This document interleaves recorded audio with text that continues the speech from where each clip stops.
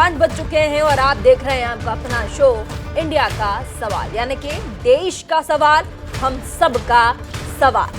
आज देश भर में कई बड़ी खबरें रही, लेकिन एक खबर जो सबसे बड़ी थी और ऐसे में उस खबर पर आज हमने बातचीत करना ज्यादा अच्छा समझा। शिवसेना के नेता संजय राउत से लेकर आज कांग्रेस की अध्यक्ष सोनिया गांधी तक ईडी के कटघरे में है। ईडी अपने एक्शन को लेकर सुर्खियों में है। ईडी की ताबड़तोड़ कार्यवाही इन दिनों विपक्ष के लिए सिरदर्द बन चुका है। ममता के मंत्री हो या फिर कांग्रेस के कर्णधार राहुल गांधी, सभी पर ईडी ने शिकंजा कसना शुरू कर दिया है। आपको बता दें कि आज ईडी ने 3 बड़े राज्यों के 12 जगहों पर ताबड़तोड़ छापेमारी की है, जिसमें दिल्ली में भी नेशनल हेराल्ड के ऑफिस में छापेमारी हुई और उसके बाद ठीक कुछ देर पहले यानी कि 1 घंटे पहले महिला प्रदर्शनकारी जो कि कांग्रेस के रही, उन लोगों ने जबरदस्त हंगामा किया। सोनिया गांधी और राहुल गांधी से पूछताछ के बाद अब ईडी नेशनल हेराल्ड के करीब 1 दर्जन से ज्यादा दफ्तरों में दाखिल हो चुकी है। विपक्ष ईडी के दुरुपयोग का दुखड़ा रो रहा है, तो वहीं कुछ सवाल हैं जो मुंह बाए खड़े हैं। अगर कांग्रेस ने चोरी नहीं की है तो डर किस बात का? देश की सबसे पुरानी पार्टी को अपने ही देश की जांच एजेंसी पर आखिर क्यों भरोसा नहीं है? इन सब पर अपने मेहमानों से बातचीत करेंगे, लेकिन उससे पहले छोटा सा एक रिपोर्ट आपके लिए तैयार किया ताकि आपको पूरा प्रकरण समझ में आए। आज क्या क्या कैसे कैसे हुआ वो हम आपको समझा सके। तो सबसे पहले छोटा सा रिपोर्ट, उसके बाद मिलवाएंगे अपने मेहमानों से, बातचीत करवाएंगे और चर्चा को आगे बढ़ाएंगे। छोटा सा रिपोर्ट जल्दी से देखिए। नेशनल हेराल्ड केस में ईडी की बड़ी कार्रवाई, दिल्ली समेत कई जगहों पर छापेमारी।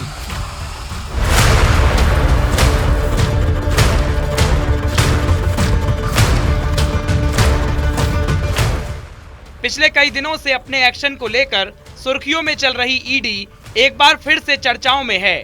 ईडी ने नेशनल हेराल्ड अखबार के कार्यालयों समेत करीब 10 से ज्यादा ठिकानों पर छापेमारी की है। दिल्ली स्थित नेशनल हेराल्ड के दफ्तर पर भी छापेमारी जारी है, जहां नेशनल हेराल्ड का पब्लिकेशन ऑफिस है। कोर्ट के आदेश पर कार्रवाई होती है, कोर्ट उन्हें राहत नहीं देता है, तब वो विक्टिमहुड और अत्याचार का कार्ड खेलने की कोशिश करते हैं। मुझे बताना चाहिए कि कांग्रेस पार्टी के खिलाफ जो प्रथम परिवार है भ्रष्टाचार का, उसके खिलाफ ट्रायल कोर्ट का ऑर्डर आया था, उनके खिलाफ आपराधिक मामले दर्ज हुए, हाई कोर्ट और सुप्रीम कोर्ट से कोई राहत नहीं मिली। इनकम टैक्स रीअसेसमेंट ऑर्डर आया, उसको चैलेंज किया, हाई कोर्ट सुप्रीम कोर्ट से राहत नहीं मिली। तो क्या राहुल गांधी ये कहना चाहते हैं कि कोर्ट भी उनके खिलाफ विद्वेष की राजनीति कर रही है? ईडी ने पिछले महीने नेशनल हेराल्ड मामले में सोनिया गांधी से 3 दिनों तक सवाल जवाब किए थे। उससे पहले कांग्रेस सांसद राहुल गांधी से 5 दिनों तक पूछताछ हुई थी, जिसमें राहुल गांधी से करीब 150 सवाल पूछे गए थे। इन सब के बीच कांग्रेस का आरोप है कि चुनावों में राजनीतिक फायदा पाने और विपक्षी दलों के नेताओं को परेशान करने के लिए मोदी सरकार ईडी का इस्तेमाल कर रही है। ये तो पॉलिटिकल वेंडेटा है और पर्पसली कांग्रेस पार्टी को तंग करने के लिए और कांग्रेस पार्टी की इमेज खराब करने के लिए ये सारी चीजें की जा रही है और ऐसा करना डेमोक्रेसी में ठीक नहीं है। एक और छापेमारी जारी है तो दूसरी ओर सियासत। बीजेपी इसे जांच की प्रक्रिया बता रही है, तो कांग्रेस का कहना है कि ये सब करके तंग किया जा रहा है। बहरहाल देखना होगा कि इस छापेमारी में ईडी के हाथ क्या लगता है और नेशनल हेराल्ड केस कांग्रेस के लिए कितना घातक साबित होता है। Bureau report, news India. तो 3 राज्यों के 12 जगहों पर ताबड़तोड़ ईडी की छापेमारी और उसमें भाजपा ये कह रही है कि गांधी परिवार ने तमाम उस समय के रुपयों को जो कि नेशनल हेराल्ड से जुड़ा हुआ था उनको अपनी जेब में रख लिया। और एक तरफ विपक्ष कह रहा है कि ये एजेंसियां जो हैं इनका इस्तेमाल भाजपा कर रही है, सरकार कर रही है, ताकि विपक्ष का जो मुंह है वो बंद कर सके। ऐसे में बातचीत करने के लिए हमारे साथ तमाम गेस्ट जुड़ चुके हैं। सबसे पहले डॉक्टर अजय उपाध्याय हैं, प्रवक्ता हैं कांग्रेस के, हमारे साथ जुड़ चुके हैं। तहसीन पूनावाला थोड़ी ही देर में जुड़ जाएंगे, राजनीतिक विश्लेषज्ञ हैं। ऋषभ तिवारी नेता हैं बीजेपी के, हमारे साथ जुड़ चुके हैं। सैयद जव्वाद राजनीतिक विश्लेषक हमारे साथ जुड़ चुके हैं। बरखा त्रेहन सोशल एक्टिविस्ट हैं, हमारे साथ जुड़ चुके हैं। आप सभी का बहुत बहुत स्वागत है न्यूज इंडिया के प्लेटफॉर्म में। और सबसे पहला सवाल डॉक्टर अजय उपाध्याय, प्रवक्ता कांग्रेस के, सर अजय उपाध्याय जी, जैसे ही एजेंसियां अपना काम करती है वैसे ही आप लोग कहने लग जाते हैं कि एजेंसियों का गलत इस्तेमाल हो रहा है और सिर्फ हमारे ऊपर ही हो रहा है, क्यों ऐसा? प्रीति जी, ये कोई अकस्मात कोई आकाशवाणी नहीं हो जाती है भाजपा के लोगों को। आप देखिए ना, पिछले साल भर का आप रिकॉर्ड, मैं साल भर का क्या 8 साल का आप रिकॉर्ड उठाकर देखिए, किसी एक भाजपा नेता के घर पे ये ईडी कभी गई है क्या? ईडी का छापा किसी एक भाजपा के नेता, छोड़िए सामान्य कार्यकर्ता के यहाँ भी पहुंच पाई? क्यों नहीं पहुंच पाई? वही भाजपा के नेता जब दूसरी पार्टियों में होते हैं तो सबसे बड़े भ्रष्टाचारी होते हैं। शुभेंदु अधिकारी जब जो आज गए भी थे गृह मंत्री जी से इसी बात के लिए मिलने, वो खुद कई केसों में संलिप्त पाए गए तब जब वो दूसरी पार्टी में थे। लेकिन नेशनल भाजपा में आ गए तो दूध के धुले हो गए। उपाध्याय जी, नेशनल हेराल्ड का मामला काफी पुराना है, बहुत बड़ा है, पूरे देश भर की नजर है। ऐसे में जांच एजेंसी अपना काम तो करेगी। प्रीति जी, उस पर भी मैं बात करूंगा। ये एक श्रृंखला बनी हुई है और ये कहीं ना कहीं प्रतिशोध की राजनीति की पराकाष्ठा है कि भाजपा के लोग जो है दूध के धुले हैं, उनके यहाँ कोई ईडी का कार्रवाई नहीं होगा। चाहे वो हेमंत शर्मा बिस्वा हो जो मुख्यमंत्री बने हुए हैं, शिवराज सिंह चौहान जो व्यापक घोटाले में रहे हैं, नान घोटाले में रमन सिंह जी हैं, उनके बेटे उसमें इन्वॉल्व थे, आज तक कहीं ईडी नहीं जाती है। जिस ईडी जो कार्रवाई कर रही है, जो बदले के भाव से, प्रतिशोध की भाव से, नेशनल हेराल्ड मामले में, इसका इतिहास सबको पता है। 2015 में यही ईडी जब इसी सरकार की बात थी, वो शुभ पर गई, छोड़ दी, मामला खत्म हो गया।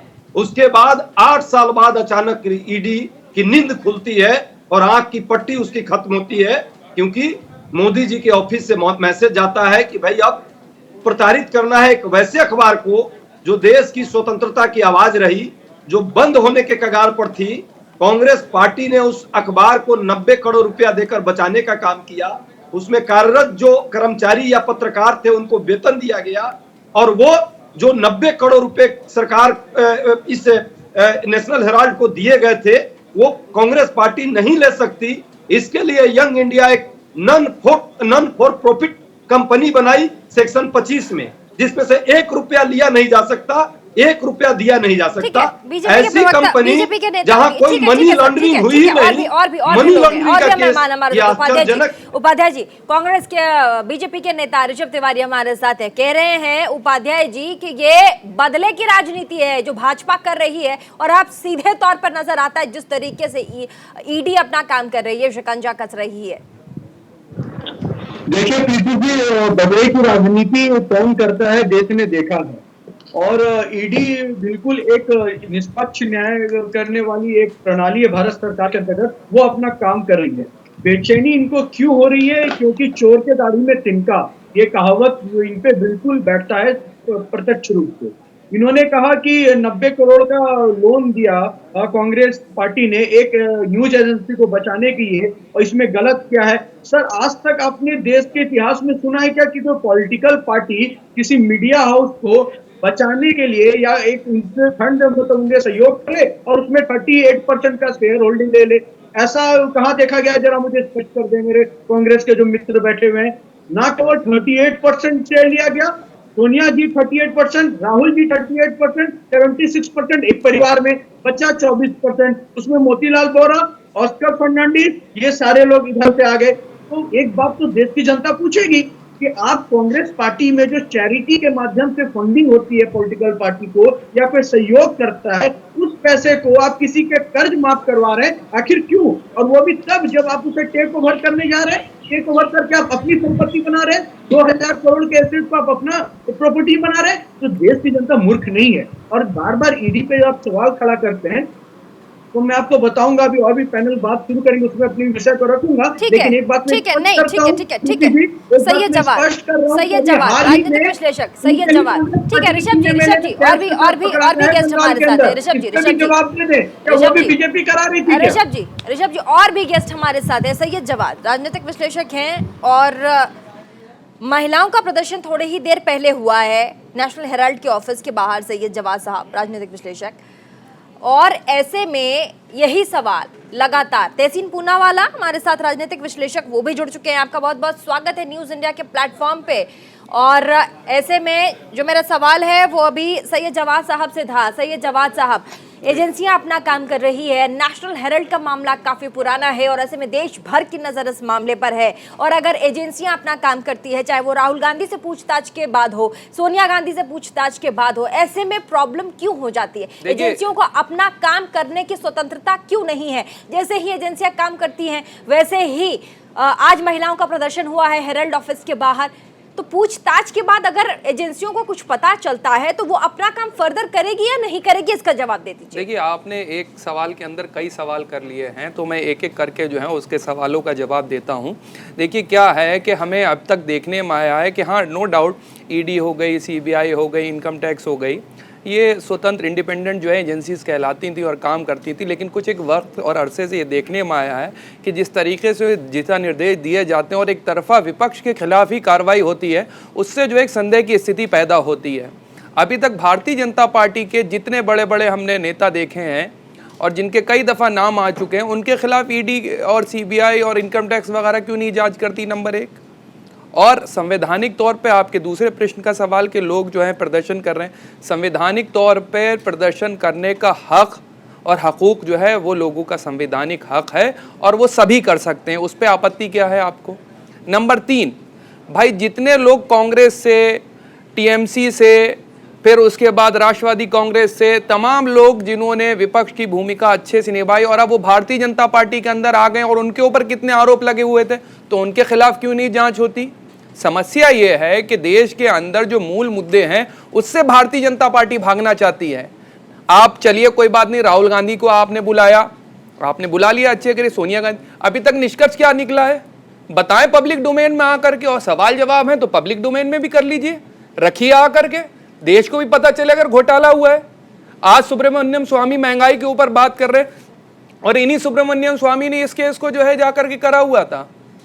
बात करें आकर के, कहां भारतीय जनता पार्टी के लोग हैं जो मुंह छुपा लेते हैं अपना बार बार आकर के? पूनावाला, अगर ये सैयद जवाद कह रहे हैं कि घोटाला हुआ है तो घोटाले की जांच हो, तो यही तो भाजपा कह रही है कि घोटाला हुआ है तो उसकी जांच हो, उसके लिए एजेंसियां अपना काम कर रही है, फिर प्रदर्शन करने की जरूरत क्यों आ जाती है?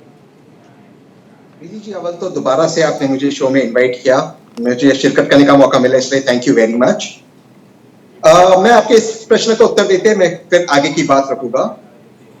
जांच करने का एनफोर्समेंट डायरेक्टरेट को पूरा अधिकार है, लेकिन ये मैंने नहीं प्रीति जी, आपने नहीं, इस पैनल पे किसी ने, बीजेपी के member of parliament Subramaniam Swami ji ने कहा कि ईडी ने इस जांच को, नेशनल हेराल्ड की जांच को 2015 में बंद कर दिया था।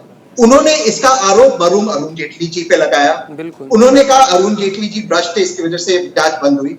अब जो जांच ईडी ने जिसमें कुछ गलत पाया नहीं, इनके मेंबर ऑफ पार्लियामेंट कहते बंद हुआ, उसको दोबारा से अगर राजनीतिक लाभ के लिए चालू नहीं किया तो किस लिए चालू किया? दूसरी बात, अब मैं आता हूं ईडी के ऊपर। एनफोर्समेंट डायरेक्टरेट अब इन्वेस्टिगेटिंग एजेंसी नहीं, रिक्रूटमेंट एजेंसी बन गई भारतीय जनता पार्टी, और ये इन्वेस्टिगेशन और लॉन्ड्रिंग को ढूंढने का काम नहीं करती है, लॉन्ड्री का काम करती है कि जो लोगों पर दाग लगाए उनको साफ करें, जैसे हिमंता बिस्वा शर्मा, और फिर उनको भारतीय जनता पार्टी में एंट्री करवाए। हिमंता बिस्वा शर्मा पे मैंने आरोप नहीं लगाया, मीडिया ने आरोप नहीं लगाया, टीएमसी किसी विपक्षी दल ने आरोप नहीं लगाया, भारतीय जनता पार्टी ने आरोप लगाया कि भ्रष्ट है। इन पे व्हाइट पेपर निकाला, आज मुख्यमंत्री है। शिवराज सिंह चौहान पे कोर्ट ने कहा कि इन पे ईडी की जांच होनी चाहिए। कितने रेड हुए शिवराज सिंह चौहान पे? मैं आपको आंकड़े देता हूं, मैं डेटा का आंकड़ा। विपक्ष पे हुए 905 रेड जब से मोदी जी प्रधानमंत्री बने, और भाजपा के एमपी एमएलए और उनके सहयोगी पे हुए 11। 0.5% है ईडी का कन्विक्शन रेट, 0.5% मोदी जी के नीचे। मेरे डेटा नहीं, ये डेटा है निर्मला सीतारमन जी के और फ्लोर ऑफ द हाउस पे। 0.5% ईडी का कन्विक्शन रेट, यानी कि आपने कॉन्विक्ट किसी को नहीं किया, सिर्फ प्रोसेस में आप लोगों को हैरेस कर रहे हैं। आगे की बात जब मैं आप मुझे जो प्रश्न पूछेगी नेशनल हेराल्ड में, उसका भी आपको ठीक है, बरखत रहन जवाब देंगे। ये कह रहे हैं तहसीन पूनावाला जी कि कई ऐसे बड़े लोग हैं जिनके ऊपर भी ईडी की जो कार्यवाही है वो होनी चाहिए, जैसा कि सुब्रमण्यम स्वामी के बारे में उन्होंने बताया। तो ऐसे में सवाल यही उठता है जो कि विपक्ष कर रहा है कि एजेंसियों का इस्तेमाल भाजपा सिर्फ विपक्ष के लोगों के लिए क्यों कर रहा है? क्या भाजपा में भ्रष्ट लोग नहीं है, उनकी कमी हो गई है? प्रीति जी, चाहे संजय राउत हो, चाहे पार्था हो, चाहे राहुल सोनिया हो, अगर ईडी की जांच हो रही है घोटाले दिख रहे हैं, सारा देश जानता है, कोई आज का केस तो है नहीं। अभी तहसीन साहब बोल रहे थे कि बंद हो गया था केस, तो बहुत सारे केसेस बंद हो जाते हैं फिर ही ओपन हो जाते हैं, तो क्या दिक्कत है। लेकिन अगर घोटाला हुआ था तो देश के सामने आना चाहिए, और जहां उनकी सही जगह है वहां पे भी उन्हें पहुंचाना ही है, इसमें तो कोई दो राय नहीं है। हम करप्शन फ्री इंडिया चाहते हैं या नहीं? इस पैनल में जो लोग भी बैठे हैं, मुझे ये बताइए, क्या हम करप्शन फ्री इंडिया चाहते हैं? तो अगर एक पॉलिटिशियन है, बड़ा आदमी है, उसके घर में करोड़ों, आपने अभी देखी है ना गठियां कैसे निकल रही हैं, करोड़ों रुपए निकल रहे हैं, तो क्या ये करोड़ों रुपए निकलते रहें और हम उनको छोड़ देंगे? अच्छा ये तो पॉलिटिकल पार्टी है और ये ऑपोजिशन के, इन्हें छोड़ दिया जाए, ऐसा नहीं है। ईडी अपना काम कर रही है, उसके साथ सहयोग करिए। ये इतनी ज़्यादा आउटरीच क्यों? ये क्या हो रहा है? ईडी के दफ्तर के बाहर जमावड़ा, एक लोग इकट्ठे हो जाते हैं, आप क्यों नहीं करने दे रहे उनका काम? उनका सवाल है, आप जवाब दीजिए। आप अगर साफ हैं तो आपको जवाब देने में क्या हर्ज है? आप अपने कागज दिखाइए, सब कुछ दिखाइए, क्लियर होकर के बाहर आइए, देश को फेस करिए। लेकिन अगर आप करप्ट हैं तो आज नहीं तो कल आपको जेल जाना ही होगा। The message should be clear, जिससे कि दूसरों को ये ना लगे कि इसने किया, ये छूट गया तो मेरा क्या होगा, मैं भी छूट जाऊंगा। इससे क्या होगा? करप्शन बढ़ेगा, घटेगा नहीं। तो हमें करप्शन फ्री इंडिया की तरफ जाना है और ईडी के साथ सहयोग करिए। मैं बार-बार इस बात को इसीलिए रिपीट किया। ठीक है उपाध्याय साहब, अगर घोटाला नहीं है, पैसों की लेन देन नहीं हुई है, तो फिर डर किस बात का? उपाध्याय साहब आपकी आवाज। हाँ, और एक सिंगल रुपए का ट्रांसफर हुआ है, जो मनी लॉन्ड्रिंग का बेसिक केस होता है, शुरुआत यहीं से होती है।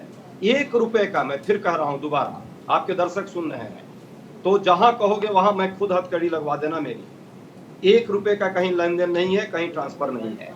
हमारा एक ऐसा अखबार जो राष्ट्रीय स्वतंत्रता आंदोलन में, जिसने अंग्रेजों के विरुद्ध लड़ाई लड़ी, स्वतंत्रता सेनानियों की आवाज बनकर के देश की स्वतंत्रता दिलाने में जिसने अपनी भूमिका निभाई, वो अखबार बंद होने के कगार पर था। उस अखबार को क्या चालू नहीं किया जाना चाहिए?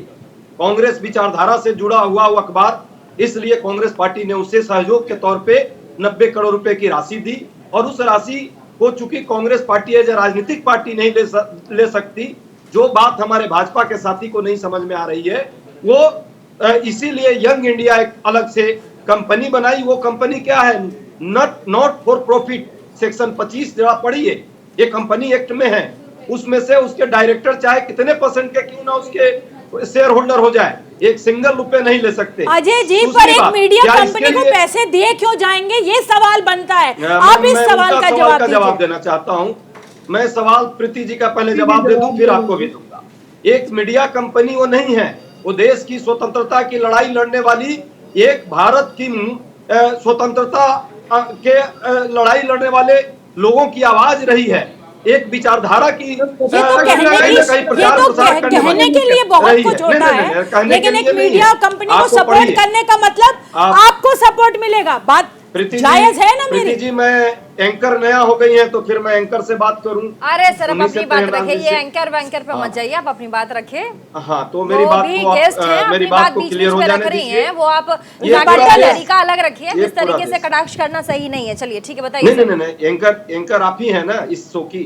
अरे सर, आप अपनी बात रखिए, आप अपनी बात रखिए उपाध्याय। नहीं, बीच बीच में डिस्टर्ब कैसे? वो बात है, वो पैनलिस्ट है ना, डिबेट है, हमारी डिबेट है, अपनी बात रखते हैं, ऐसे में नहीं, ये कटाक्ष मत कीजिए सर। तो अजय जी, सवाल तो बनता है ना, रिबटल बाद में कैसे करूंगी? सवाल का पहले एक का जवाब दे दें, एक का जवाब तो दे दें। उपाध्याय जी, डिबेट में जो पैनलिस्ट होते हैं वो अपनी बात रखते ही हैं, कटाक्ष कर देना सही नहीं है। बताइए। नहीं, क्वेश्चन करना होता है ना, क्वेश्चन का जवाब भी तो सुनना होता है कि जवाब सुने बिना ये लोग जवाब सुन के जवाब दे रहे हैं। ठीक है, ठीक है, उसके बाद जो आंसर देना है, ठीक है सर, समय बर्बाद किए बिना जवाब धारणा बना करके, जिस तरह से ईडी ने धारणा बना रखी है पूरे देश में, क्या आपको लगता नहीं है कि ये प्रतिशोध की पराकाष्ठा है, एक राजनीतिक पार्टी को हरास करने का, देश के कुछ नेताओं को हरास करने का? क्यों नहीं भाजपा के एक नेता के आज तक ईडी गई है? इस प्रश्न का जवाब कौन देगा पैनल में? आज तक पैनल का जवाब दिया। मेरा सवाल यहाँ पे ये है, आपसे सवाल पूछना चाहती है, हमारे एक्टिविस्ट है, जो मुख्यमंत्री जी हैं, उपाध्याय साहब, हमारे एक्टिविस्ट है बरखत रेहन, उपाध्याय अजय साहब जी एक्टिविस्ट हैं, अब आपसे सवाल क्यों पूछना नहीं चाहती है? हैं, पूछ लीजिए। जरा- अजय जी आप जरा- अनुमति दे दीजिए, नहीं, अब मैं आप चुप भी आपसे- हो जाइए, थोड़ी अनुमति दूसरों को भी दीजिए। आप ये बताइए, बार बार बोल रहे हैं आपने ये बात दूसरी बार आज बोल दी कि बीजेपी में क्या सब साफ है, सिर्फ कांग्रेस में ही सारा घोटाला दिख रहा है। तो आपने कहीं ना कहीं ये मान लिया कि आप लोगों ने घोटाले किए हैं, सही है? घोटाले ऐसे ही होने चाहिए। यही सोचने के तरीके हैं अपने अपने। मैं तो आपसे पूछ रहा हूँ जिस मेरा पर तो दरिया सवाल में था, जाम तहसीन लगा है, पूनावाला हाथ मैंने उठा रहे तो हैं, सवाल दरिया तहसीन में जाम लगा है। तहसीन विश्व साहब हिंदू ये जो ये मुख्यमंत्री तहसीन- दोनों तहसीन हैं, पूनावाला ये जी, दूध के तहसीन धुले हुए पूनावाला, बैठे हुए बताइए। हैं क्या? भाजपा को वहाँ नहीं दिखता है? प्रीति उसका जो मैं भाजपा बरखा की डिपार्टमेंट है। प्रीति मैं बरखा की बहुत रिस्पेक्ट करता हूँ। उसने बहुत अहम सवाल उठाया और बहुत महत्वपूर्ण सवाल उठाया। उसका सवाल बहुत ही जरूरी था। उसने कहा कि कांग्रेस पार्टी ने नेशनल हेराल्ड को लोन क्यों दिया। बहुत इंपॉर्टेंट सवाल है। नेशनल हेराल्ड वो न्यूज़पेपर था जो देश की आजादी में एक बहुत महत्वपूर्ण रोल उसने निभाया। और सुभाष चंद्र बोस लिखते हैं नेशनल हेराल्ड के बारे में कि मेरे पंडित जी से बहुत डिफरेंसेस ऑफ ओपिनियन थे, लेकिन नेशनल हेराल्ड एक मात्र न्यूज़पेपर था जिसने हमेशा मेरा साथ दिया और फेयर रिपोर्टिंग की मेरे बारे में। सुभाष चंद्र बोस लिखते हैं नेशनल हेराल्ड के बारे में, जो पेपर पंडित जी ने शुरू किया। लेकिन जो उसका टेक्निकल सवाल है उसका उत्तर दे दूं। नेशनल हेराल्ड को कांग्रेस पार्टी ने 90 करोड़ का लोन एक इंस्टॉलमेंट में नहीं दिया, 100 इंस्टॉलमेंट में दिया। 90 करोड़ में से 67 करोड़ बीआरएस और सैलरीज के लिए दिया। ये बात अपने बुक्स में उसने नोट करी। ये बात चैलेंज हुई थी सुब्रमण्यम स्वामी जी द्वारा इलेक्शन कमीशन में, इनकम टैक्स में, और 6 नवंबर 2012 को इलेक्शन कमीशन का इस पे रिप्लाई आता है और कांग्रेस पार्टी को कहते हैं कि आपको पूरा अधिकार है ये लोन देगा। अब ये लोन थी 90 करोड़ की। ये लोन एजेंट चुका नहीं सकता था, इसलिए यंग इंडिया एक स्पेशल पर्पस व्हीकल के तहत डेट टू इक्विटी का ट्रांसलेशन हुआ है। डेट टू इक्विटी का ट्रांसलेशन होने के बाद एक सेक्शन 25 की कंपनी, मैं दोबारा से कह रहा हूं, एजेएल के ऑब्जेक्टिव्स और यंग इंडिया के ऑब्जेक्टिव्स पूरी तरह से मिले हुए। पहला पैराग्राफ अगर आप एजेएल का पढ़े और यंग इंडिया का पढ़े, ये आप एजेएल के जितने भी संपत्ति यानी नेशनल हेराल्ड की संपत्ति वो यंग इंडिया में नहीं जा सकती, 1 रुपए का ट्रांसफर नहीं हो सकता। मैं आपके शो पे अब चैलेंज देता हूं बीजेपी के प्रवक्ता और मेरे दोस्त भाजपा को, आप मुझे बता दीजिए 2015 में जब ईडी का केस बंद हुआ, ईसीआई द्वारा ये केस किया था, केस बंद हुआ, आप मुझे कोर्ट का आदेश दिखा दीजिए, एफआईआर दिखा दीजिए जिसके तहत ये जांच दोबारा से चालू। प्लीज आप मुझे कोर्ट के ऑब्जर्वेशंस मत बताना। कोर्ट के ऑब्जर्वेशंस इसका जवाब ऋषभ तिवारी वो इनकम टैक्स के इसका जवाब ऋषभ तिवारी देंगे। आप मुझे इसका जवाब ऋषभ तिवारी ECI देंगे। डॉक्यूमेंट कोर्ट बताइए। के पेपर्स तहसीन पूनावाला कह रहे हैं, कोर्ट के पेपर्स दिखा दीजिए जब ये केस बंद हो गया था, बताइए। उसके बाद चालू, उसके बाद का तहसीन जी कृपया करके सुन ले, आज मैं स्टूडियो में नहीं हूँ, तो स्कैप चलते कि मेरी बात ब्रेक करे तो कृपया मुझे मौका दे लाउड बोलिए, लाउड ऋषभ जी, लाउड। हाँ बिल्कुल। पहली बात तो इन्होंने कहा कि वो पॉइंट इन्होंने गिनाया कि थोड़े थोड़े करके लोन दिए। तो सर क्या एक मर्डर अगर धीरे धीरे जहर देते किसी को दिया जाए तो क्या मुझे जस्टिफाई करेंगे कि धीरे धीरे उन्हें मौत के मुंह में ढकेल दिया गया? मैंने एग्जाम्पल दे रहा हूँ, हाथ ऐसे दिखाकर आप चीजों को झुटला नहीं सकते। आपने कहा धीरे धीरे लोन दिया गया, इससे क्या मतलब है? धीरे धीरे आप भ्रष्टाचार करें वो जायज है, एक साथ करें तो नाजायज है। भ्रष्टाचार होता है तहसील जी। अब मैं आंकड़ों पे ही आता हूँ, आप आंकड़ों की बात करते हैं तो मैं भी आंकड़ों पे आता हूँ। आपने हमेशा से ये विषय कहा है कि 90 करोड़ किए गए, उससे भला हुआ, लोगों को बचाया गया। तो मुझे स्पष्ट पता है, लॉ मिनिस्टर तो एक्स थे शांति भूषण जी, और उन्होंने सवाल खड़ा किया था जब ये मर्ज हुआ, जब केस ओवर हुआ तो उन्हें नोटिस क्यों नहीं दिया गया? क्या इसका जवाब दे दें तहसील पूनावाला जी मुझे, उन्हें नोटिस क्यों नहीं भेजा गया? दूसरे विषय प्लीज मुझे कंप्लीट करने दे। दूसरे विषय ये हमेशा से कहा जा रहा है कि ईडी अभी एक्शन ले रही है, 25% ग्रोथ निकल कर आ गया। तो मैं आपको बता देता हूँ, जिस ईडी एक्शन के तहत हम बात कर रहे हैं, पीएमएलए जो प्रिवेंशन मनी लॉन्ड्रिंग एक्ट है, वो आई अटल जी के सरकार के तहत लेकिन इंप्लीमेंट हुई थी 1 जुलाई 2005 में। के लिए हमें रुकना होगा, छोटा सा ब्रेक। ऋषभ जी आपके सवालों का जवाब तहसीन पूनावाला से छोटे से ब्रेक के बाद हम ले लेंगे। छोटे से ब्रेक के लिए रुकेंगे, उसके बाद ईडी का शिकंजा लगातार बढ़ रहा है और ऐसे में नेशनल हेराल्ड मामले में आज ताबड़तोड़ छापेमारी हुई दिल्ली के 12 ठिकानों पर। और ऐसे में कहा जा रहा है कि राहुल गांधी और सोनिया गांधी के पूछताछ के बाद ये छापेमारी हुई और ऐसे में विपक्ष अब हमलावर है, लगातार भाजपा पे निशाना साध रहा। प्रीति जी, बीजेपी के प्रवक्ता ऋषभ भाई ने कहा कि लोन छोटे छोटे इंस्टॉलमेंट में दो या बड़े इंस्टॉलमेंट में, वो क्रिमिनलिटी है। लेकिन वो क्रिमिनलिटी है कि इलेक्शन कमीशन और इनकम टैक्स ने कहा 6 नवंबर 2012 को, ये उसका आंसर पेपर है मेरे पास। जब क्रिमिनलिटी डिक्लेयर नहीं हुए तो बीजेपी के प्रवक्ता यहाँ की क्रिमिनलिटी उसको क्यों बता रहे? वो इन्वेस्टिगेट हो ही नहीं रहा ईडी से। यही कह रहा था,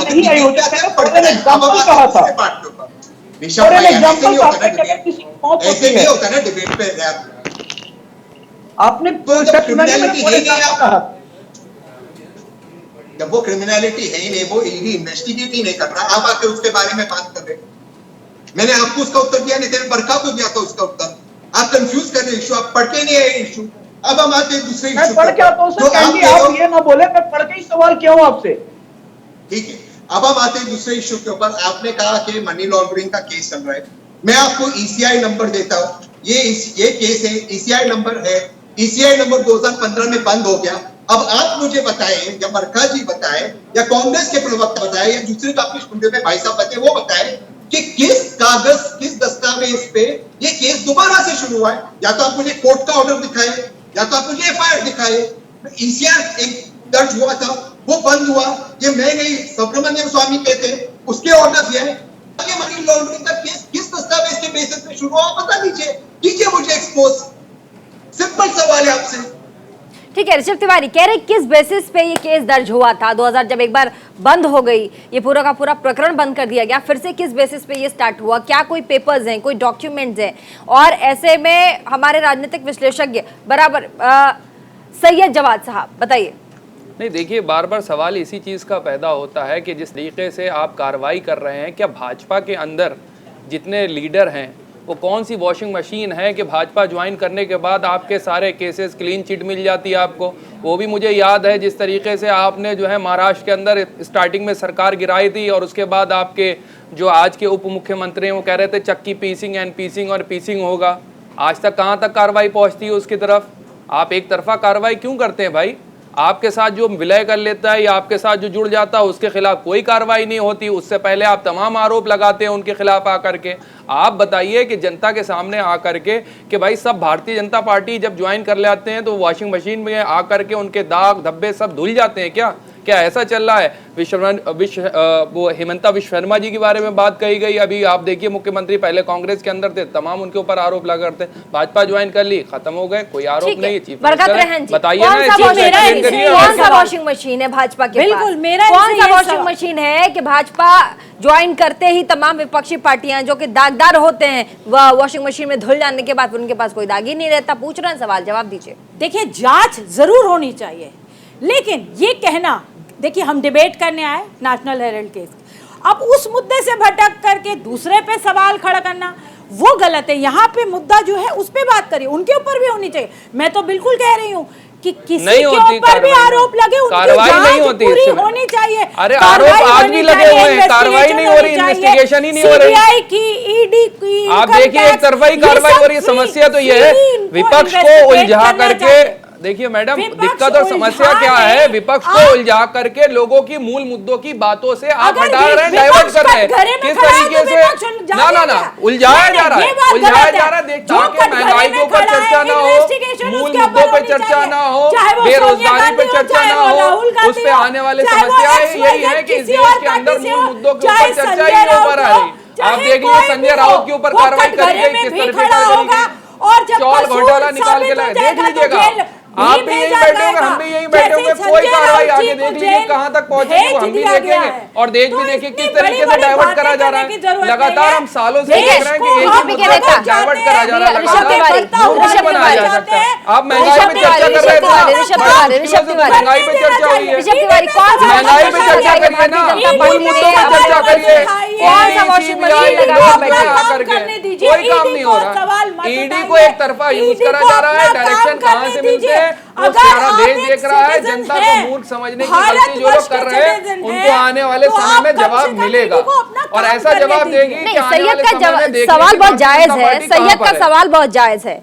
ऋषभ तिवारी जी, सैयद का सवाल बड़ा जायज है कि भाजपा के पास कौन सी वॉशिंग मशीन ये लगा के बैठे हैं कि जैसे ही कोई दागदार नेता होता है भाजपा में जाने के बाद वो बिल्कुल साफ सुथरा धुला और अच्छी छवि का बनकर बाहर निकलता है। क्या ऐसे लोग, दागदार लोग भाजपा के पास नहीं है जहां ईडी और सीबीआई अपनी कार्रवाई करे? ये ले दे के इतना पुराना मामला जहां सुब्रमण्यम स्वामी ने ये कह दिया इस केस में कुछ नहीं है, झूठ मूठ का भाजपा इस केस को आगे खींच रही है, क्या कहेंगे? आपकी आवाज नहीं आ रही है ऋषभ तिवारी। जी अब आवाज आ रही है? जी बोलिए। जी, हमें दो विषय समझने की आवश्यकता है। पहला विषय ये जो तहसीन पूनावाला जी ने अभी पहले कहा कि मुझे प्रूफ दिखा दीजिए किस आधार पे ये हो रहा है। मैं उस पर बता दूं आपको कि 2004 से लेके 2014 के बीच में 112 प्रोसीडिंग हुए थे ईडी के, जिसके और काफी लंबी पेंडिंग इश्यूज थे जो 2014 के बाद स्टार्ट हुए 8 साल में, जो 3100 के अप्रोक्सीमेटली पहुंचे हैं। तो पहले बात तो मैं क्लियर कर दूं कि ये ईडी के एक्शन जो पुराने इश्यूज को लेके प्रोसीडिंग और इन्वेस्टिगेशन हो रहा है, ये पेंडिंग इश्यूज हैं, जिसको बकायदा रिमार्क करके पंकज चौधरी जी MOS टू फाइनेंस है, उन्होंने पार्लियामेंट में कहा है। तो कृपया करके देश की जनता को मिसगाइड ना करें और एक गलत चीज को जस्टिफाई ना करें। दूसरी बात मैं कहना चाहूंगा कि ये कह रहे हैं कि ईडी क्यों विपक्ष पे ही हो रहा है, भाजपा में जो आता है धुल जाता है क्या? कतई भारतीय जनता पार्टी किसी क्रिमिनल का साथ नहीं देती है। और ईडी, मैं पहले भी आपके डिबेट में कहा हूं, संजय राउत भाजपा ज्वाइन कर ले आकर के, सारे केस माफ हो जाएंगे। मैं कह रहा हूं आपसे, बात हो जाती है भारतीय जनता पार्टी से, तो देख लीजिए कि एक भी दाग नहीं होगा, क्लीन चिट मिल जाएगी, लगातार साफ हो जाएंगे। मैं बता रहा हूं आपको, उसके बाद आप देख लीजिए इस तरीके पश्चिम बंगाल के अंदर हुआ है, वो भी भाजपा ज्वाइन कर ले आकर के साफ हो जाएंगे। आप बताइए करी है भारतीय जनता पार्टी, उनके खिलाफ क्या कार्रवाई हुई? इंडिपेंडेंट होकर काम कर रही है। जवाब नहीं देंगे, ये गोल जलेबी की तरह घुमाएंगे और निकल जाएंगे। जवाब देने से भागेंगे। तो मुद्दे से आप लोगों को भटका रहे हैं। महंगाई जनता देख रही है, जनता देख रही है जिस तरीके से आप जनता को मूर्ख समझे हुए हैं ना, जनता आपकी लगातार 2014 से सारी बातों को देख रही है किस तरीके से जनता को मूर्ख बनाया जा रहा है। क्या कार्रवाई हुई बताइए, चलिए आइए ना, ओपन आइए, ओपन डिस्कशन के ऊपर 50 लाख देकर 90 करोड़ का सवाल ले लेना, किसकी चीज के ऊपर आपत्ति है, ओपन आइए ना प्लेटफॉर्म के ऊपर बात किया करके। क्या मना करा कांग्रेस ने या किसी विपक्षी पार्टी ने कि हम सवालों के जवाब नहीं देंगे? आप बुलाइए, मीडिया के सामने ट्रायल हो जाए, देख लेंगे, मीडिया के सामने ट्रायल हो जाएगा ना, देख लेंगे लोग, दूध का दूध पानी का पानी हो जाएगा। बोलिए, चैलेंज को एक्सेप्ट करिए, ईडी सामने कार्रवाई करेंगे, सामने हो जाएगा। तो अरे होना है, सामने पता चल जाएगा ना क्या सवाल होंगे, क्या जवाब होंगे, सामने देख लीजिए, सामने रखिए, आप रखिए, मीडिया को बुलाइए सामने और सवाल पूछिए, क्या क्या सवाल और क्या क्या जवाब पूछे जा रहे हैं, रखिए ना और बुलाइए, फिर देख लीजिए आकर के। जनता की भी तो समझ में आए, जनता की भी तो समझ में आए, जवाब जनता को ही देना ना। तहसीन पूनावाला, मेरा सवाल प्रीति जी आपके माध्यम से भाजपा के प्रवक्ता को था, मुझे नेशनल हेराल्ड केस के दस्तावेज दे दो। वो उत्तर दे रहे मुझे 2004 से 2012 के बीच में 112 रेड हुए। वो तो मैं खुद मानता हूँ 112 रेड हुए।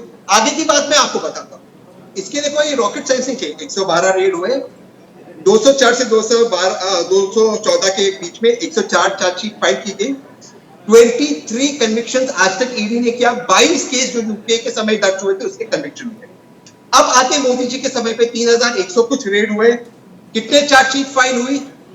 एक कन्विक्शन, सॉरी चार्जशीट फाइल कितने हुई? कुछ 6। कन्विक्शन कितने हुए? 0। मोदी जी के समय कितने आ गए? ईडी का रेट ऑफ कन्विक्शन 0.5%। नहीं, आगे का उत्तर पंकज चौधरी जी ने दिया। ये सवाल है ही नहीं। सवाल क्या है? सवाल क्या है? ऋषभ भाई रुक जाइए प्लीज, क्यों ऐसे बिहेव कर रहे हो आप? इतने वरिष्ठ आप बीजेपी के प्रवक्ता हो, शोभा देते क्या बीच में आप बार बार बोले? ठीक है, सुन लीजिए। सवाल ये नहीं, सवाल ये है मोदी जी के जो जितने भी चिड़चिड़ा से हो रहे हैं, जवाब नहीं आपके पास। सवाल ये है कि जितने भी रेट हुए 3100 में कन्विक्शन कितने हुए? 0।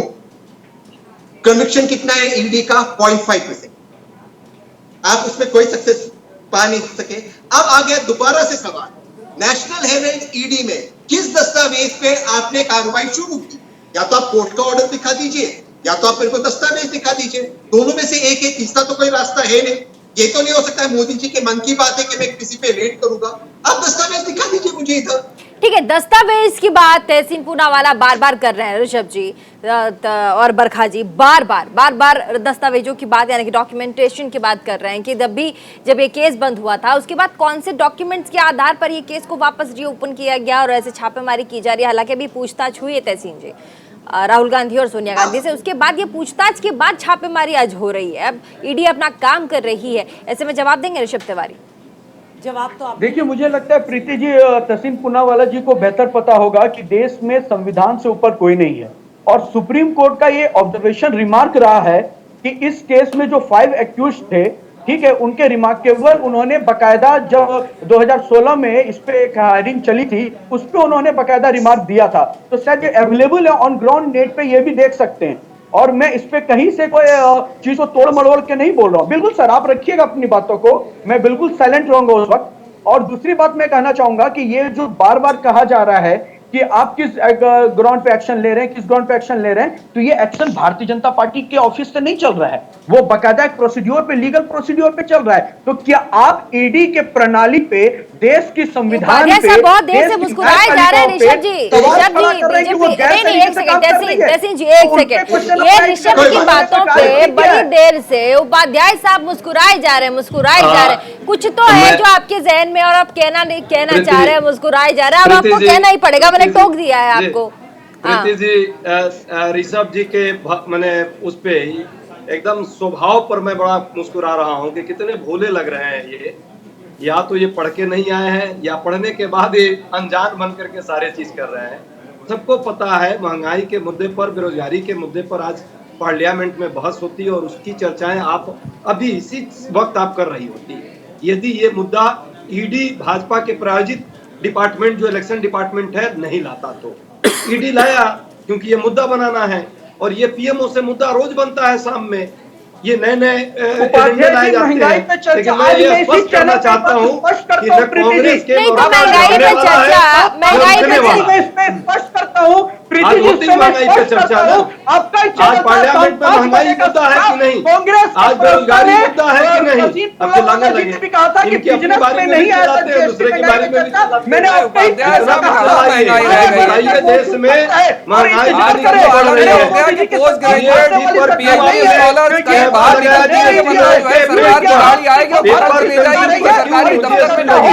चिल्लाइए जितना चिल्लाना है, बताइए, जवाब दीजिए।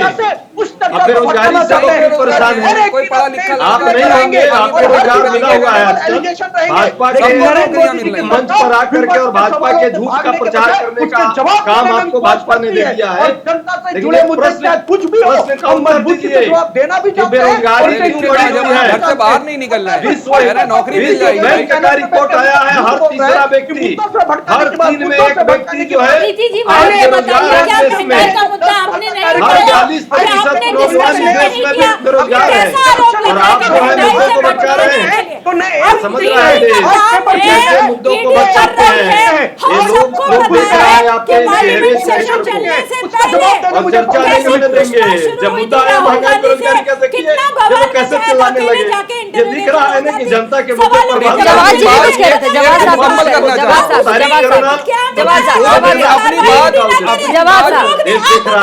पर पैसे मिले, अपनी बात चेहरा देख रहा है।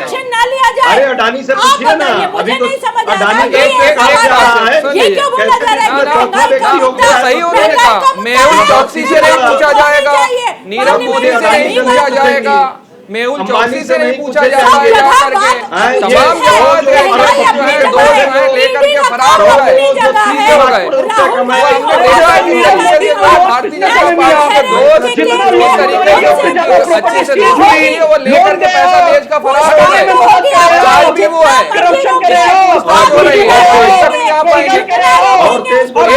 एक हजार से अपनी बात खत्म कर दे, एक हजार से अपनी बात खत्म करूंगा। मुद्दे को भटका ठीक है, जैसे ये जवाब साहब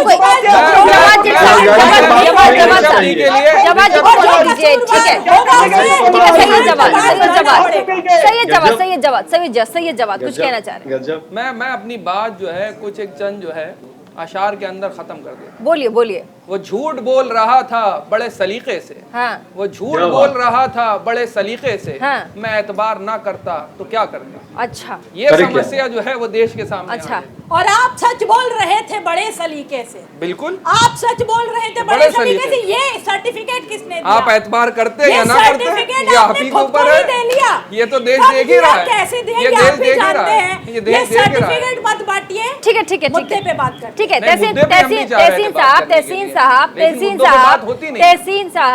तहसीन साहब क्या क्या भाजपा जो मेन मुद्दा है, जो सेंट्रिक मुद्दे हैं, जैसे कि बेरोजगारी, जैसे कि महंगाई, इन सब से ध्यान भटकाने के लिए ईडी, जैसे कि संजय राउत के ऊपर कल शिकंजा कसा, आज नेशनल हेराल्ड के ऑफिस में छापेमारी हुई है, ऐसा कह रहे हैं उपाध्याय साहब कि ये लगातार हो रहा है ताकि जो चर्चा है, जो संसद में चर्चा हो रही है, वो बाहर ना आए और बातचीत इसी पे हो। क्या ये पूरा दूसरे वे में जा रही है ये चीजें?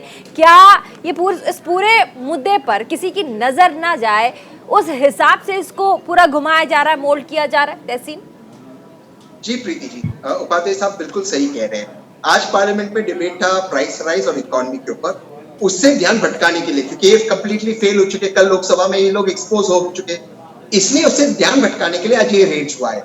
मैं वही कह रहा हूँ, ईडी अब इन्वेस्टिगेटिंग एजेंसी नहीं, अब रिक्रूटमेंट एजेंसी बन गई भारतीय जनता पार्टी की। लेकिन मैं एक चीज कहना चाहता हूँ, क्योंकि कुछ शायरी का माहौल चल रहा है, चाहते शौहरते इज्जते उल्फते, चाहते शौहरते इज्जते उल्फते, सब कुछ इस दुनिया में रहता नहीं। आज भाजपा है, जा कल कोई और था। और आज हमारे चैनल पर ये गजलों का दौर भी चल रहा है। वो भी एक दौर था।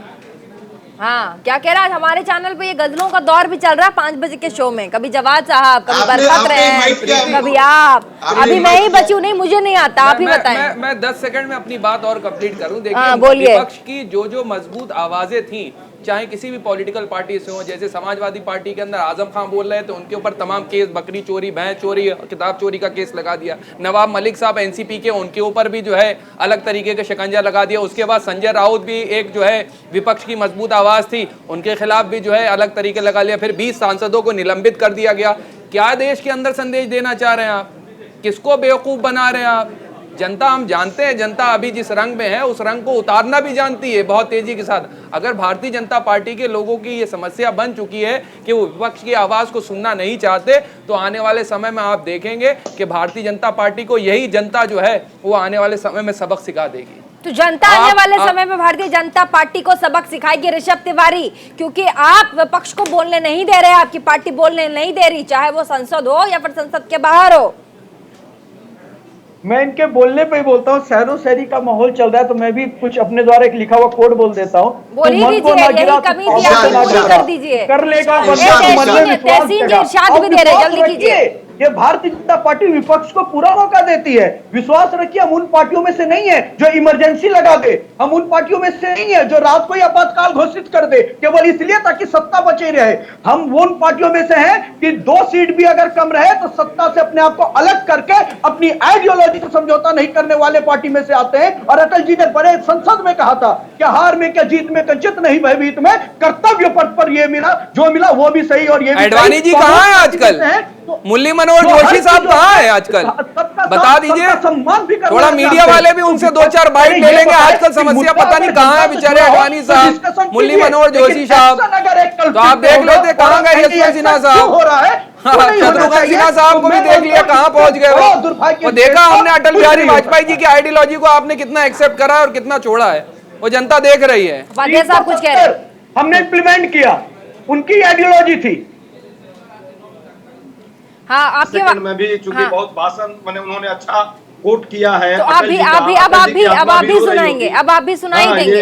ये भाजपा पर ही है कि ये शराफत का सारा चलन बेच देंगे। अच्छा, भाजपा पे सुनाएंगे आप? अच्छा, ये जुमला भाजपा पे क्या है? के भूखे, हाँ, ये शराफत का सारा चलन बेच देंगे, ये जीवन का हर बागपन बेच देंगे, हाँ। ये सत्ता के भूखे पवन बेच देंगे, अभी जो बेचते हैं फूलों की खुशबू किसी रोज सारा चमन बेच देंगे। अरे तो किसी दिन सारा चमन ही बेच देंगे, तो बहुत बड़ा कटाक्ष है। हम देश बिकने बहुत नहीं बड़ा देंगे। कटाक्ष है ये तो। हम देश बिकने नहीं देंगे, देश के हित में हर बात करेंगे। पूरा देश बेच रहे हैं। जनता देख रही है, ऋषभ तिवारी, ऋषभ जनता तिवारी, देख रही है बेच देंगे। क्या क्या बेचेंगे। इन्होंने corruption किया, उन्हें भी जनता देख रही है और जनता अपनी आंखों के आज पीछे तो शेरो शायरी में आप लोगों ने सारी बातें क्या डाली हैं? आज शेरो शायरी में सारी बातें क्या डाली हैं आप लोगों ने?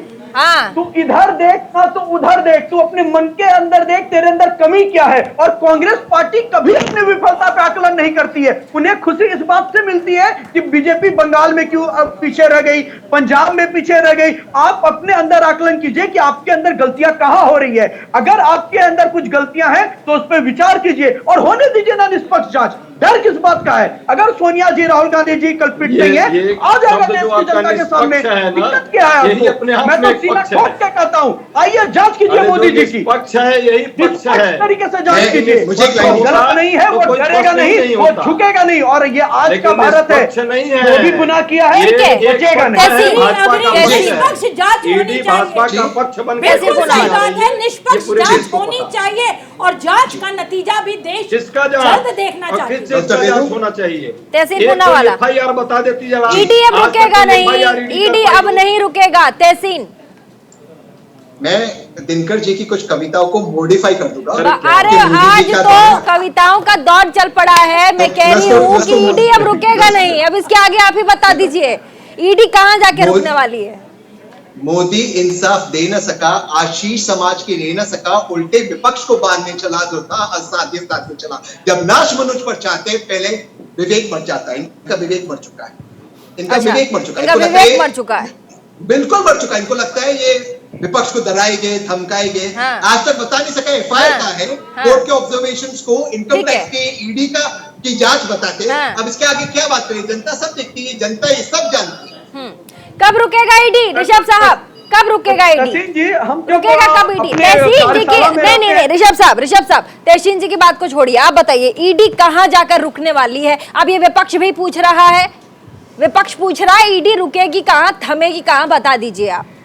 नहीं, बिल्कुल मैं उस पर जवाब देता हूं, लेकिन मैं तहसीन जी को एक कोट करना चाहूंगा। इन्होंने बखूबी से एक बात रखी है, मैं आपको बता देता हूं। हम जब कार्यशाला अपनी करते हैं तो एक टैगलाइन को सब दोहराते हैं, संगठन गढ़े चलो, सुपथ पे बढ़े चलो, भला हो जिसमें देश का वो काम किए चलो। तो मेरा मानना है कि देश हित में जो भी अच्छे कार्य हो रहे हैं वो भारतीय जनता पार्टी कर रही है। अगर महंगाई GST जो बढ़ाई गई है वो भी देश हित में बढ़ाई गई है। देश का बेड़ा गर्क कर रखा अच्छा हुआ आपने ये नहीं कह दिया कि हमने जिस हिसाब से महंगाई बढ़ाई है, जिस हिसाब से आटे के ऊपर, दही के ऊपर, पनीर के ऊपर, चीनी के ऊपर हमने GST लगाई है, वो भी देश हित में लगाई है। महंगा पेट्रोल लेना भी जो है वो देश हित के लिए है। यही तो कहना चाह रहे हैं, यही समझाना चाह रहे हैं हम भी जनता को। आप ही की बात समझाना चाह रहे हैं कि महंगाई देश हित का जो है एक हिस्सा हो गई है। आप यही तो कहना चाह रहे हैं, कहिए खुल करके। तो फिर जनता को काहे के लिए आप इस तरीके से बना रहे हैं कि भाई हाँ महंगाई नहीं है, महंगाई खत्म हो चुकी है, महंगाई के ऊपर बहुत हुई मार, अब की बार कौन सी सरकार? आप बात करिए आकर के महंगाई पर। हम भी यही चाह रहे थे कि महंगाई के ऊपर खुल करके चर्चा हो, जो GST लगाई उसके बारे में बताया जाए। एक तरफ तो संसद के अंदर अपनी ही पीठ खुद ही थपथपा ली जाती है कि महंगाई है नहीं, छोटा लेंगे। ठीक है ऋषभ तिवारी, ठीक है, बाइंड अप का समय एकदम छोटा रखिएगा। सबसे पहले उपाध्याय जी, पूरे देश भर में ईडी की छापेमारी हो रही है, एजेंसियां अपना काम कर रही है, इससे दिक्कत क्या है कांग्रेस पार्टी को? छोटा सा रखिएगा, आगे बढ़ेंगे। बात नहीं है, देश की ये संस्थाएं हैं, एजेंसियां हैं, इसका दुरुपयोग नहीं होना चाहिए प्रतिशोध के लिए। और राजनीतिक प्रक्रिया को किसी न किसी रूप में आप डाइवर्ट करना चाहते हैं। देश में राजनीतिक संस्कृति एक रही है, एक विचारवान ढंग से आगे बढ़ना चाहिए था। ये लोग एकदम एक तरफा काम कर रहे हैं और इस एजेंसियों का दुरुपयोग करके चाहते हैं डराना धमकाना। कांग्रेस पार्टी जब अंग्रेजों से नहीं डरी तो क्या ये भाजपा के ईडी से डरेगी? ये भाजपा के CBI और IT से डरेगी? ये गलतफहमी पालना बंद कर दे मोदी जी और ईमानदारी से देश हित में जो काम आप कह रहे हैं कांग्रेस पार्टी नहीं डरेगी। ठीक है ऋषभ तिवारी, पहले पहले बिल्कुल। छापेमारी, फिर एक सेकंड छापेमारी और अब पूछताछ, आगे क्या करेगी ईडी? जल्दी से छोटा सा आगे क्या करेगी ईडी? जल्दी से छोटा सा। बिल्कुल बता रहा हूं, मैं कांग्रेस के मित्रों से, सारे पैनलिस्टों से ये कह रहा हूं, ये बार बार आप कह रहे हैं ये भाजपा के ईडी और सीबीआई से कांग्रेस नहीं डरेगी, नहीं डरेगी। सर, ईडी भाजपा की नहीं है, कहीं से प्रूफ लाके दे दे। मुझसे प्रूफ मांगा जा रहा था कि उसपे कमल फूल का मोहर लगा हुआ है, लाके दे दे प्रूफ। ठीक है, तहसील पूनावाला, तहसील पूनावाला, ईडी कहां जाकर रुकेगी? पूछताछ, छापेमारी, अब अगला टारगेट क्या ईडी का? मान रहे गलत कांग्रेस है। ठीक है ऋषभ तिवारी, बाइंड अप, ठीक है पूनावाला साहब, तहसील पूनावाला, ईडी कहां जाकर रुकेगी? छापेमारी, पूछताछ, आगे क्या? ईडी का नया नाम है पीडी, यानी कि बजरंग दल, लेकिन कॉन्विक्शन है 0.5%। होना कुछ नहीं है, सिर्फ लोगों को परेशान करना चाहते हैं, जैसे बजरंग दल परेशान करता है। होना कुछ नहीं है, ये अचीव कुछ नहीं करेंगे। नेशनल हेराल्ड को इसलिए टारगेट कर रहे क्योंकि आजादी की लड़ाई में इसने अहम भूमिका निभाई थी और आरएसएस की लड़ाई में कोई शामिल नहीं होती, इसलिए टारगेट कर रहे नेशनल हेराल्ड। ठीक है, बहुत बहुत शुक्रिया, बहुत शुक्रिया। तमाम मेहमान हमारे साथ जुड़े, अपनी अपनी बातों को रखा। और ऐसे में नेशनल हेराल्ड के मामले में आज देश भर में पूछताछ हो रही है, ईडी की छापेमारी हो रही है। ऐसे दिल्ली में 12 ठिकानों पर छापेमारी हुई है, नेशनल हेराल्ड के ऑफिस में छापेमारी हुई है। और ऐसे में हम आपको बता दें कि जिस तरीके से ईडी लगातार ताबड़तोड़ छापेमारी कर रही है, ऐसे में सवाल यहाँ बनता है कि ईडी कहाँ जाकर रुकने वाली है, आगे ईडी का टारगेट क्या है? इंडिया के सवाल में आज हमने यही सवाल पूछा, क्योंकि सवाल देश का है। आगे देखिए देश और दुनिया की बड़ी खबरें, और देखना न भूले सोमवार से लेकर शुक्रवार तक इंडिया का सवाल मेरे साथ।